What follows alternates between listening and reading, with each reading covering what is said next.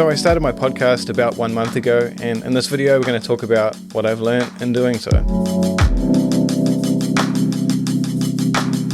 Firstly, and possibly my favorite lesson, was just that taking the time to interview my friends and other people in the industry has really been enjoyable, and in the process of wanting to inspire and motivate you guys listening, I've done the same for myself. Secondly, it's not difficult at all, especially if you do audio only podcast, but even with video podcast, sure there's a cost involved, but I have 3 setups to go over with you guys, and if you already have a computer, you can get set up pretty easily with audio close to broadcast quality for under $150 total.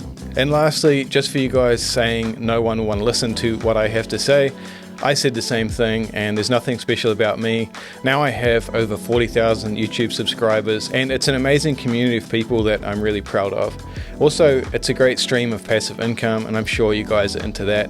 Sure, my first videos were terrible, but the point is that if you just start, you'll get better the more you make. First, I want to talk about some styles that you can build a podcast on. For example, is it just going to be you talking to your audience with tips or advice on a particular topic? I chose to go with the main format being interviewing others, mixed in with some general chats between my buddy Ethan and I. Whatever you choose is up to you. Try a few of them and see what you like. My advice on this is to do whatever you find enjoyable and interesting, because if you don't find it interesting, chances are no one else is going to either. And lastly, just decide whether you want to do video and audio podcast or just audio. It seems video podcasts get more attention, and they're also great for building a YouTube channel around them. Plus the fact that you'll have a bunch of content for making shorts on Instagram and TikTok, etc., for promoting your podcast. Let's talk about the setups, starting with the cheapest. On a side note, with these setups, I'm just going to be talking about audio, because with video you can pretty much use anything, whether it's your iPhone or maybe you have a DSLR or a mirrorless camera like what I'm using laying around. Chances are, if you're watching this, you probably do. Just chuck it on a tripod, start filming away, and sync your audio later. I'll make another video on this in the future. Also, I don't have sponsors on this channel, and most of my content is ad-free, but if you're a photographer and you like the look of my images on my Instagram, check out my Pro Color Lightroom LUTs. There's a link in the description for more info. So literally all you need is something like a Rode NT USB Mini. You can get one for about $150 New Zealand, and they sound amazing. And audio quality is very important with podcasts. Don't underestimate the value of crisp, clean sounding voices in the eardrums of your potential listeners. You actually don't need anything else, just plug the mic in and start recording. You can even just plug the NT USB Mini straight into an iPad or an iPhone, record, edit it, and publish it all from there. Job done. An easy, affordable way to start podcasts that sound like anything you'll hear from your favorite well-known podcasters. All computers come with recording software, whether you're on Apple or Windows. Apple, for example, has GarageBand, which is free and it's awesome. Well, there are many others that you can download for free on the interwebs. The only other piece of hardware I'd recommend is some headphones.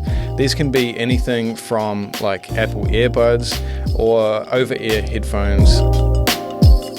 Let's move on to setup number 2. I call this the upgrade. Now, this is what I started with because I already had the audio recorder, which is a Zoom H6, a great handheld recorder which I use for all my wedding work.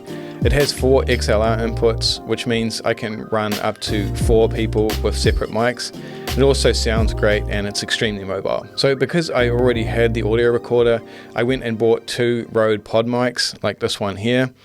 From my research, they seem to be the best value podcast mic without stepping up to something like the Shure A7IV, which is very likely the most popular podcasting mic, but it's also 3 or 4 times the price. After that, I purchased 2 of the Rode PS1 boom arms, which I have here in the shot also, to attach the mics to, and a couple of XLR cables. After recording with that particular setup, I did notice the noise floor was a little higher than what I would have liked.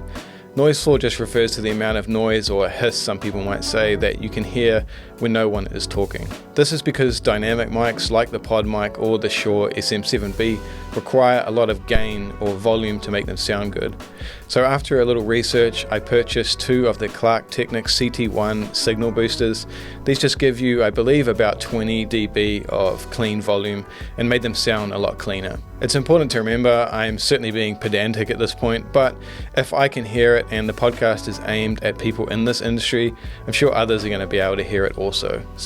And I would say that probably 90% of the podcasts you listen to use something like that setup. Something to think about if you really want to take it seriously. Next we have the all-out phase, which is completely unnecessary, but I was drawn to all the buttons and pretty lights. Also the fact that I plan to take this podcast seriously and really grow the channel. This step future-proofs me for anything I might want to do. This is where I went into the rock shop and I picked up the Rodecaster Pro 2, which you can see behind me in the background. The only thing I didn't like about the Zoom H6 was having to use those signal boosters, and also the fact that it has only one headphone jack, so any of the guests I have on the podcast won't be able to listen to themselves talk, which does make a difference and makes the experience a little bit less enjoyable. Sure, I could get some splitters for headphones, but it just adds more crap to the situation. In my experience, if you want to achieve something, the easier you can make it and the less hassle you have to go through along the way, the more chances you have of success. Not only does the Rodecaster Pro solve all these issues for me with its 4 headphone outputs and 4 clean inputs without the need for signal boosters, I can also load intro and outro songs straight onto it, and I can live stream directly from it. I can even have people call into the show through my mobile phone connected to Bluetooth, and I can record it all internally onto an SD card, plus just so much more. It does make it very fun, and if I'm having fun, I will definitely be more motivated to make more content. Now, once you've gone through and chopped out all the rubbish parts that you don't want people listening to, all you need to do is start uploading them to all your streaming platforms and watch it grow. At the start, I was uploading them way too often, and I found it was just a hassle for people, so I recommend doing weekly uploads. Choose a day and tell people when they can expect it, so they have something to look forward to. To upload them, I'm just using Spotify's podcasting website. There's a link in the description. You can upload it there and it will connect to Google Podcasts, Apple Podcasts, and distribute your content automatically.